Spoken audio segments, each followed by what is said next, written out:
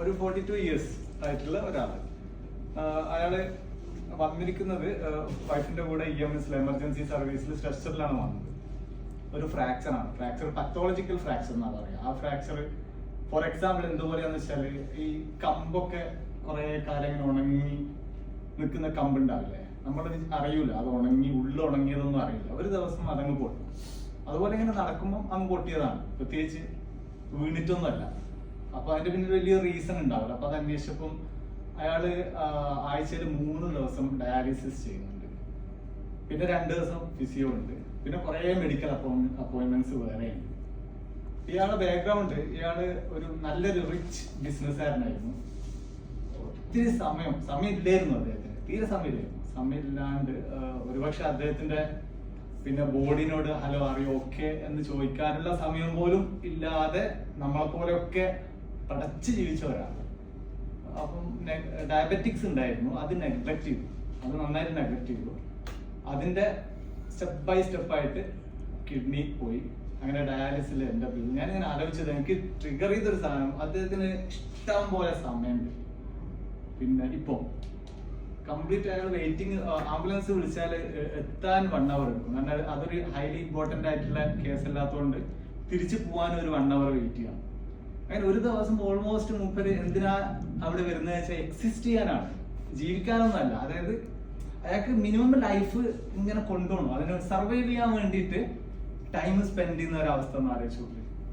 അപ്പൊ സമയം എന്ന് പറയുന്നത് ഒരുപാട് ഉണ്ടായിട്ട് കാര്യമില്ല. ഞാൻ മനസ്സിലാക്കിയ ഒരു കാര്യം, ആ സമയത്ത് ഞാൻ റിയലൈസ് ചെയ്ത ഒരു കാര്യം, സമയത്ത് ആരോഗ്യം ശരീരത്തിൽ നിന്ന് മെല്ലെ പടി ഇറങ്ങി പോയിട്ടുണ്ടാവും. പക്ഷെ രോഗം അങ്ങനെ ഒബ്വിയസ്ലി വിസിബിൾ ആയിട്ട് കേറിയിരിക്കൂല. അതൊരു പ്രച്ഛന്ന വേഷത്തില്, ഒരു ഫാൻസി ഡ്രസ്സിന്റെ വേഷത്തിൽ വന്നിട്ട് മെല്ലെ എവിടെയെങ്കിലും ഒളിച്ചിരിക്കും. നമ്മൾ അറിയൂല. നമ്മൾ അറിയുന്നത് നമ്മളെ കിഡ്നി പോയി, അല്ലെങ്കിൽ ബോണ് ദ്രവിച്ചു, കണ്ണ് പോയി, ഞരമ്പ് പോയി, ഹാർട്ട് ഡാമേജ് ആയി, ഇങ്ങനെയൊക്കെ ആയിട്ട് ഒരു നിമിഷത്തിലാണ് അത് പ്രത്യക്ഷത്തിലേക്ക് വരുന്നത്. അപ്പൊ ഈ ഒരു സൈലന്റ് മോഡ് അല്ലെങ്കിൽ ഈ ഒരു ഗോൾഡൻ ഗ്യാപ്പ് ഉണ്ട്. ആ ഗ്യാപ്പിൽ നമ്മൾ ആക്റ്റീവ് ആയിട്ടില്ലെങ്കിൽ പിന്നീട് നമുക്ക് ബാക്ക് ടു അവർ ലൈഫിലോട്ട് തിരിച്ചു വരാൻ പറ്റില്ല. അപ്പം 40s 50s എന്നുള്ളത് വളരെ ഇമ്പോർട്ടന്റ് ആയിട്ടുള്ള ഒരു ഏജ് ആണ്. ആ ഏജിൽ നമ്മൾ ചെയ്യേണ്ട കാര്യം അറിയൂ ഓക്കെ എന്ന് ബോഡിനോട് ചോദിക്കണം. ആ ചോദിക്കുന്നതിന്റെ രീതിയാണ് നമ്മൾ ബ്ലഡ് മാർക്കേഴ്സ് ടെസ്റ്റ് ചെയ്യാനുള്ളത്. ഞാൻ അയാളെ കണ്ടപ്പോൾ എനിക്ക് ഫസ്റ്റ് തോന്നിയത് HbA1c എന്ന് പറയുന്ന 3 months ആവറേജ് ബ്ലഡ് ടെസ്റ്റ് ഉണ്ട്.